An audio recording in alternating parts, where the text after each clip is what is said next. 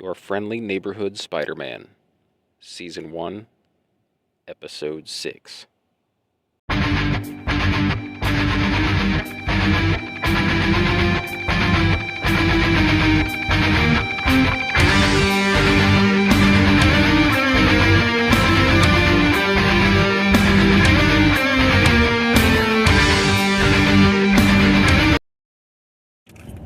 Ladies and gentlemen, welcome to Marvel Plus, the podcast devoted to all things MCU. My name is Brett Scott.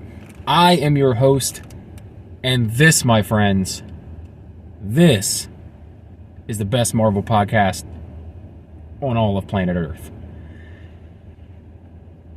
This show is fantastic, man. Like, what?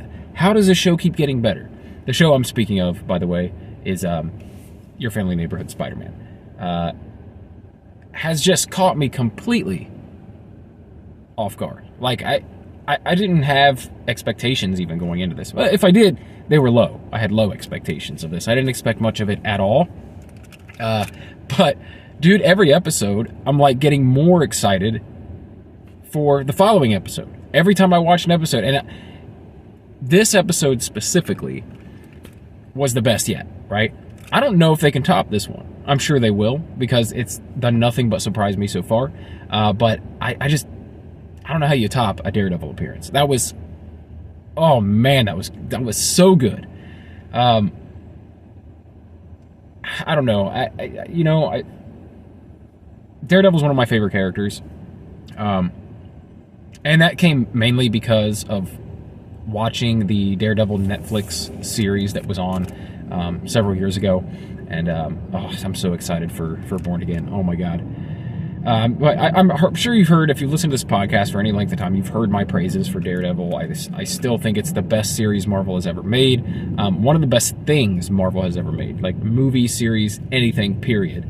And so to see a Daredevil appearance, not only a Daredevil appearance, but a Charlie Cox voiced Daredevil appearance, made my day, made my week. There's 2 more episodes that dropped with this one. I'm not sure they're going to be able to top this one this week, or for the rest of the season, to be honest. But hey, I've been surprised before. I'm hoping to be surprised again. But what a great episode. I do want to walk through it and talk about key moments. So let's get into that. By the way, I will be having a guest for the next episode, for episode, what would it be, episode 7. Gerald King will be here to discuss episode 7. I think this is another person that the series came out of nowhere and surprised. So we've been talking back and forth online a little bit, and so we decided we were going to review one of these 3 episodes, and we finally decided on episode 7. So that'll be out tomorrow. But in the meantime, let's go through this awesome Daredevil appearance in this fantastic episode 6. All right, now I am fresh off a rewatch. My daughter and I watched it. She hadn't seen this episode yet, and I wanted to get her to see it.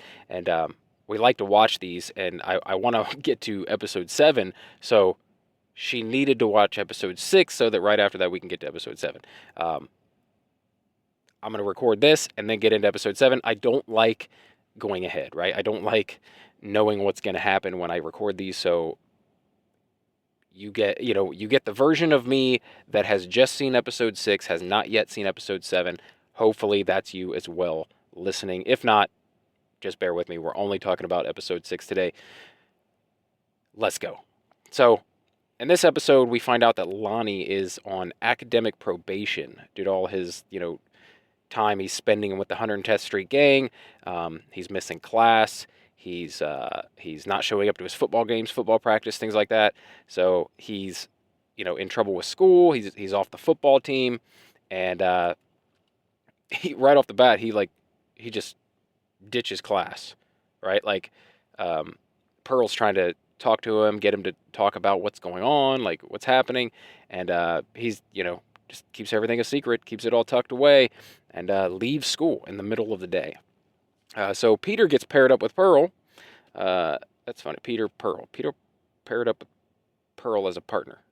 Peter pecked a pick a peckable.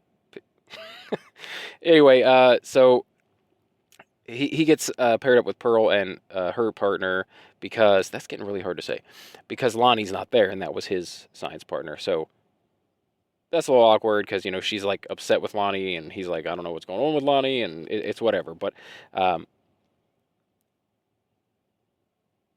Peter now is like he wants Harry and Nico to be friends, and he like apologizes to Nico, like, "Oh, I'm sorry that I invited him along." She's acting kind of weird about it, and she's like, "No, no, no big deal. Just give me a heads up next time." And he's like, well, heads up, we're all gonna hang out tonight." So, uh, I don't know what's up with them. I don't know what's up with these two. I don't know if it's just like they're feeling each other out. I know that Harry seems genuine, and it seems like Nico is really jealous. But there's definitely some like unspoken tension going on there, and I don't know. I can't tell if it's like maybe secretly like romantic tension or if it's just like the weird jealousy thing that's going on, and he doesn't want to step on Nico's toes, and he's worried that she's gonna not like him, and I don't know. But when they're left alone, it's like it becomes really, really obvious. And then also they get to like we'll get to it anyway. Norman Osborn is attending a charity event for like the Avengers Destruction Relief Fund, right? And Secretary Ross is there, so we get a Secretary Ross appearance back when he was still Secretary Ross. Going to see Captain America: Brave New World this weekend, so pretty pumped to see him as President Thaddeus Ross. But anyway, he's offering government contracts and security upgrades. Um, he's basically Norman is saying, "Hey, we have a superhero of our own. By the way, if you just kind of overlook that with the Sokovia Accords, just kind of overlook that. We'll help you out in any way you can. We can, um, government contracts, security upgrades, anything you need." And maybe he's even offering like Spider-Man's help in things. He's like, "We could help you track down rogue Avengers, because remember this is back during like the Civil War era of the Avengers saga. So um, Norman gets an alert while he's at this charity event that there's like a security breach at Oscorp, and so he contacts Peter. Peter has to leave Harry and Nico alone. He has to make an excuse like, "Oh, I'm going to go get more soda," and then however long he's gone. What is he gone for hours before he comes back? But when he gets there to investigate, he finds none other than the Devil of Hell's Kitchen. That's right, Daredevil is standing there at Norman's computer. He runs off. Uh, Spider-Man chases him up to the roof, and then we get it, like the Daredevil appearance. Right, this is when he first appears, and the Daredevil music. Cue the Daredevil music, the same music from the Netflix series. Oh my God, that was amazing. I love that they brought this back. I love that they're using this even in the animated series. And then to top it all off, Charlie Cox. Charlie Cox voice comes out of the animated Daredevil, and it's just perfect. And then, did I already say to top it all off? Because this tops it all off. The action fight sequence between Daredevil and Spider-Man is next level. It's so damn awesome, so smooth, so like these moves are all precise. It's awesome. It's awesome. It looks like a Daredevil fight. It looks like a Spider-Man fight. They both like utilize their strengths in ways that are obvious, like what their special abilities are. It's fantastic. I love it. And the banter back and forth. This is so like Daredevil, Spider-Man comic book interaction, and I love it. I'm totally, totally here for this. This is for me the pinnacle of this show so far. I think that it's going to be hard to top this Daredevil Spider-Man interaction. Um, right before Daredevil runs off, he's like, "Look, I know you're trying to do the right thing. You seem like a good kid or whatever, but you're not doing the right thing. Your boss, Norman Osborn, is not exactly what he says he is. He's hiding something. He's hiding something. I'm here trying to figure out what that is." And so Spider-Man is now questioning Norman, and uh, Then we go back to Harry and Nico, and it's so awkward, right? It's the most awkward. And then they get into a kind of like a, it's almost like, well, for Nico anyway, it's like a competition of like who's Peter's real best friend, which is silly. It's not even a competition because like Harry just met him like a week ago. But anyway, Harry ends up spilling the beans and telling her that Peter is Spider-Man. Obviously, she's upset that, you know, being that she thought she was his best friend and she was trying to prove a point that she was his best friend. Um, it's kind of hurtful that this new guy knows your deepest, darkest secret, but not your supposed best friend. So, in the aftermath of Spider-Man's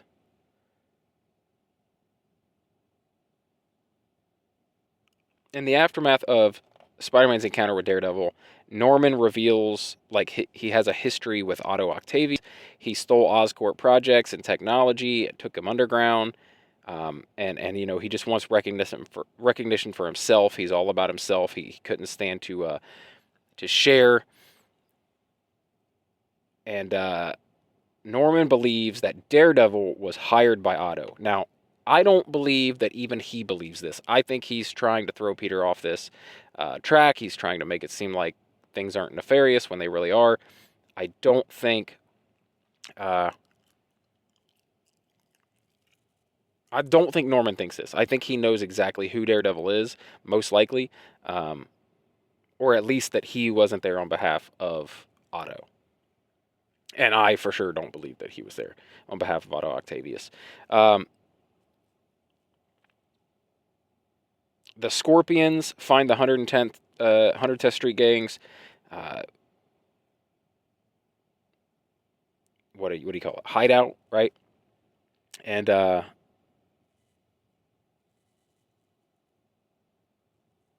sorry, I'm looking over my notes. Um, they some of the Scorpions they chase Lonnie down in the streets, and basically he leads them right to the 110th base of operations. And so they know where they're at, and they go back, and they're like, I don't know, preparing for some sort of blitz, I'm guessing.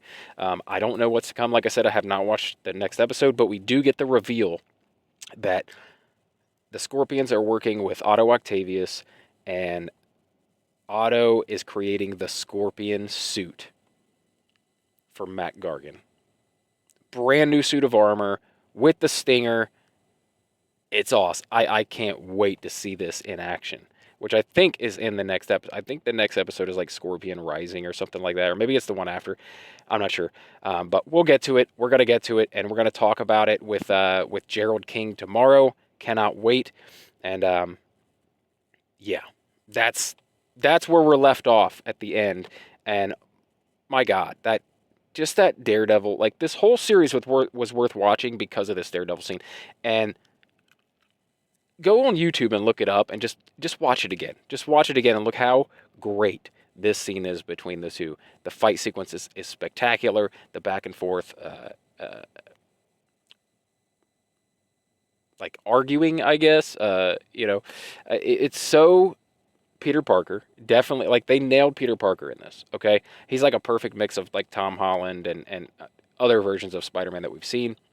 Um, but he nails it. He nails the like little quips and stuff and the kind of cheesy like jokes that he makes. It's awesome. Daredevil is like funny but serious. Like he's serious but he says things that are actually you kind of chuckle at. It's really good, man. Such a great scene. But like I said, I'm super excited to get to this Scorpion episode and see how he looks all suited up.